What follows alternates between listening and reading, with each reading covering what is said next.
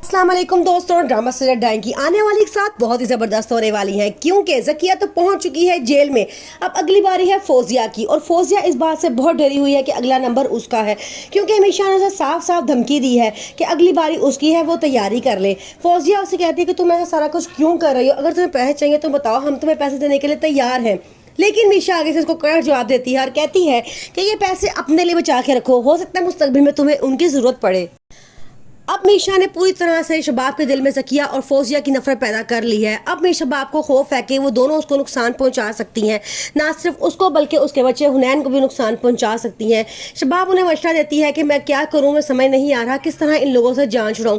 मीशा कहती है कि ऐसा करें, आप उसको कुछ दिनों के लिए मेरे साथ कहीं दूर गाँव में भेज दें, मैं वहाँ पर उसकी बहुत अच्छी परवरिश करूँगी। आप तो जानती हैं कि मैं उसका कितना ख्याल करती हूँ। शबाब कहती है तो बात तुम बिल्कुल ठीक कह रही हो, लेकिन मुझे जवाद शाह से इस बारे में पूछना पड़ेगा।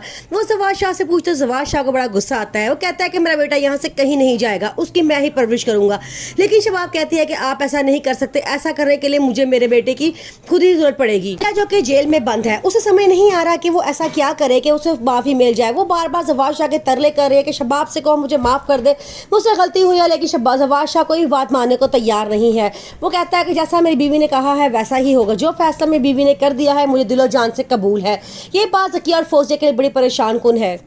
अब मीशा का अगला वार है जवाद शाह। वो जवाद शाह को पूरी तरह अपने काबू में करना चाहती है। वो उसके दिल में पूरा इत्मीनान पैदा कर देती है कि वो बिल्कुल ठीक है, बाकी सारे घर वाले गलत हैं। जवाद शाह अब आहिस्ता आहिस्ता उसके करीब होता जा रहा है, जो मीशा के लिए बहुत खुशी का बायस है क्योंकि वो चाहती है कि वो उससे उसी तरह मोहब्बत करे जिस तरह वो शबाब से मोहब्बत करता है, क्योंकि निहाल भी तो उनकी बीवी ही रह चुकी है। इसका मतलब है कि मीशा ने ही ये वीडियो बनाई है। अब वो मीशा के पीछे हाथ धो के पड़ गई है कि हमने मीशा को अब छोड़ना नहीं है, ये हमारे खिलाफ साजिशें करती फिर रही है। दूसरी तरफ मीशा जो बहुत खुश है, अब वो अगला जवाद शाह उसका टारगेट होता है। वो चाहती है कि जवाद शाह से कहे कि हुनैन की जान को यहाँ पे खतरा है और मैं हुनैन को यहाँ से लेकर जाना चाह रही हूँ। शबाब कहती है ठीक है, मुझे कोई एतराज़ नहीं है, लेकिन जवाद शाह को एतराज़ होता है। वो कहता है कि मेरा बेटा यहाँ से कहीं नहीं जाएगा, लेकिन शबाब कहती है कि उसकी बेहतरी के लिए और ज़िंदगी के लिए यही बेहतर है कि उसको इस घर से दूर लेके जाया जाए।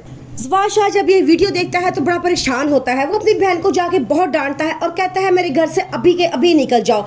जब शबाब घर वापस आती है तो अब मीशा का अगला टारगेट होता है कि वो ज़किया को पुलिस के पास पहुंचाई जाए। वो शबाब के पास जाती है और जाके उसे वो वीडियो दिखा देती है और कहती है कि ये देखो, इससे तुम्हें मारने की कोशिश की थी। शबाब को इस बात का बड़ा दुख होता है। वो कहती है कि मुझे मेरे ही घर में मारने की प्लानिंग हो रही है, ऐसा मैं हरगिज़ होने नहीं दूंगी।